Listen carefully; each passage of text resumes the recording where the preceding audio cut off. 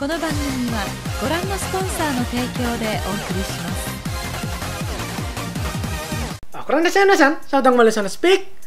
Jadi kali ini tuh kok agak males dan agak capek sebenarnya bahas ini ya, bahas pertengkaran, perdebatan dan emosi-emosian perkara seri Shingeki no Kyojin.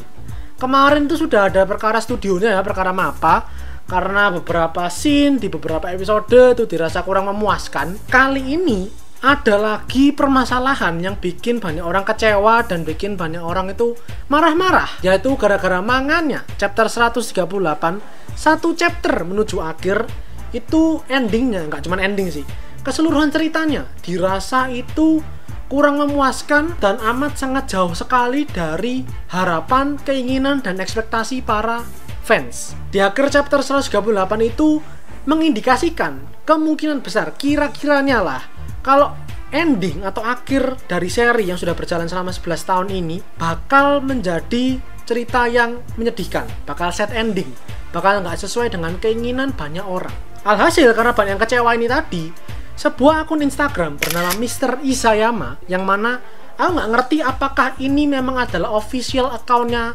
Hajime Isayama Sensei. Karena kalau dari deskripsinya sih tulisannya official sih, Hajime Isayama and staff, tulisannya gitu. Cuman kan nggak ngerti ya, kan namanya deskripsi kan bisa aja tipu-tipu gitu ya. Jadi aku nggak ngerti apakah bener-bener bisa dipastikan kebenarannya 100% kalau itu memang dihandle, memang akunnya Hajime Isayama Sensei. Karena masalahnya poster akhirnya aja yang diupload itu tahun 2018. Nah, di post yang terakhir diupload ini tadi itu banyak banget komentar-komentar yang berisi cacian, makian, hinaan, hujatan. Kalau kemarin ke studio MAPPA, sekarang ke mangakannya sendiri, Tuhannya Shingeki no Kyojin, yaitu Hajime Isayama sendiri, dimaki-maki karena banyak orang yang nggak suka dengan jalan ceritanya menuju klimaks seri Shingeki no Kyojin. Ini yang mau aku bahas. Sekali lagi sebenarnya aku udah capek, kayak bisa nggak sih bahas yang lain gitu ya, karena sebenarnya aku udah ngeplan gitu loh, udah bikin list apa aja sih yang mau aku bahas sebenarnya.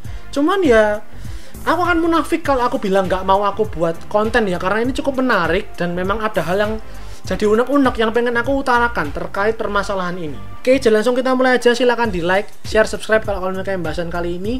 Jangan lupa di follow Instagram Malisana Speak. Mari kita mulai seperti biasa, sebagai sama pecinta anime, sebagai sama otaku, penikmat Shingeki no Kyojin. Mari kita saling berbagi pendapat, tapi ingat, jangan sampai saling berdebat. Cukup beropini sebagai penikmat dalam sesi diskusi hangat.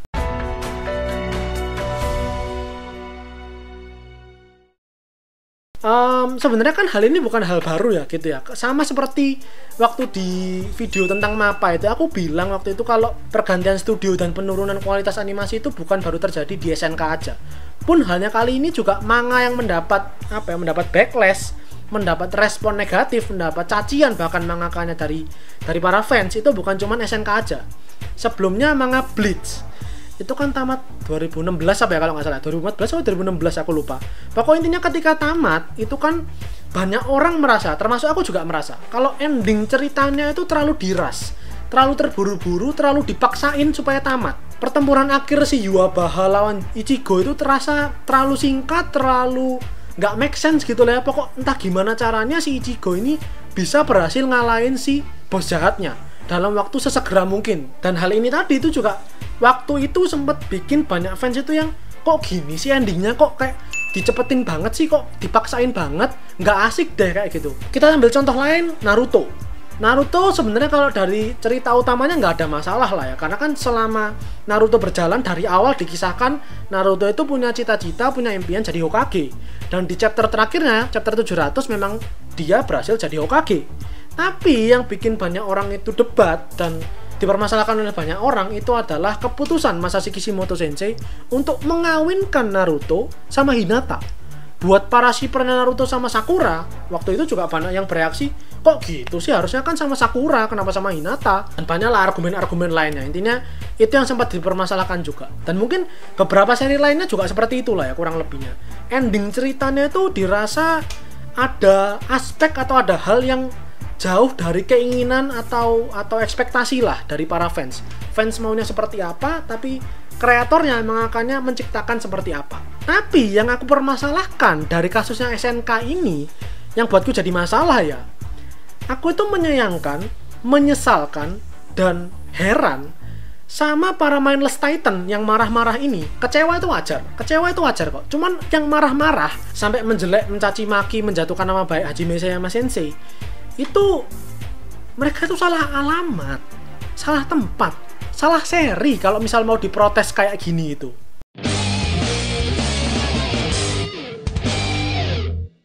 Kenapa aku bilang salah tempat? Karena Shingeki no Kyojin ya seperti ini dari awal cerita. Buat kalian yang memang fans, yang memang ngikutin, nonton dan baca tiap minggunya, ngikutin detail ceritanya satu demi satu, meresapi segala macam cerita yang terjadi, konflik yang ada, kalian tahu betul kalau watak, kalau karakter dari seri ini tuh ya sebuah seri yang memang unpredictable, sebuah seri yang memang berat, yang memang agak gelap, yang memang apa ya, kayak nggak sebanding lah, nggak sama dengan kebanyakan seri action shonen lainnya. Ini aku contoh lah, aku nggak menjelek-jelekkan, aku nggak menjatuhkan, cuman aku ambil contoh misal Fairy Tail. Fairy Tail itu kan wataknya, karakter dari seri ini tuh kan memang terkenal sebagai seri yang light, yang ceria, yang karakternya itu pasti akan menang. Ya kan, itu kan sudah menjadi sebuah apa ya, menjadi warna, menjadi karakternya dari Fairy Tail seperti itu. Sehingga Fairy Tail yang ceritanya itu selalu, ya kalian yang ngikutin Fairy Tail tahu lah ya pasti.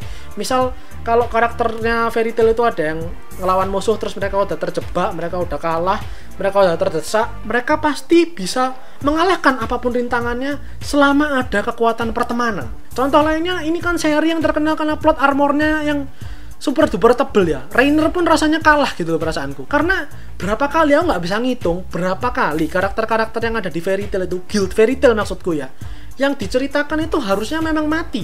Entah karena pakai sihir terlarang atau karena memang diserang gitu ya di titik vitalnya. Terus mereka itu memang harusnya nggak mungkin bisa bertahan hidup. Tapi di episode selanjutnya atau chapter selanjutnya nongol sehat walafiat orangnya. Nah, Fairy Tail kan memang terkenal seperti ini gitu loh maksudku. Sehingga misal, ini aku kasih contoh, misal aja kalau endingnya Fairy Tail itu Guild Fairy Tail itu menjadi guild yang jahat, atau misal Zeraf itu rambling gitu ya, itu baru maksudku wajar, aku bisa terima orang-orang protes gitu loh. Karena Fairy Tail itu seperti ini, karakternya, wataknya itu yang light, yang bahagia, yang pasti menang, pasti happy ending. Sedangkan endingnya tuh gloomy seperti ini, dark seperti ini. Wajar buatku ketika orang itu nggak bisa terima. Tapi ini Shingeki no Kyojin, ini Attack on Titan. Aku tuh waktu itu udah pernah bilang ya, di video Mapa ya, aku udah pernah bilang, dulu aku memandang fansnya Shingeki no Kyojin itu layaknya cendekiawan. Karena memang ini seri bukan seri ecek-ecek gitu loh. Setiap jalan ceritanya itu syarat dengan misteri, syarat dengan teka-teki, syarat dengan hint, petunjuk, clue soal ceritanya yang akan datang seperti apa. Konflik-konfliknya itu berat, konflik-konfliknya itu dalam gitu ya. Kita tuh dipaksa untuk mempertanyakan rasa kemanusiaan kita, dipaksa untuk mempertanyakan mana yang benar, mana yang salah, mana yang adil, mana yang enggak, kita mau mihak yang mana, dan banyak banget lah lainnya gitu loh. Maksudnya ini bukan seri yang ringan gitu loh. Bener-bener pikiran dan mental kita itu diperes. Menurutku itu seperti itu Shingeki no Kyojin. Karena segudang misteri yang ada dan segudang plot twist ceritanya itu bener-bener berat gitu loh maksudku untuk diikutin. Kita masih punya satu chapter terakhir, chapter 139, yang akan menentukan apakah endingnya bakal happy atau sad, yang akan menentukan bagaimana akhir kisah perjalanan panjang Eren, Mikasa, Armin, dan semuanya ini. Who knows, apapun bisa terjadi dalam satu chapter gitu loh maksudku. Jadi aku nggak akan bilang dengan lugas, oh ya ini pasti happy, oh ya ini pasti sad gitu. Cuman andai nanti itu sad ending, masa iya kita kaget gitu loh. Oke lah kecewa, aku akan ulang, kecewa itu wajar gitu. Tapi masa kaget?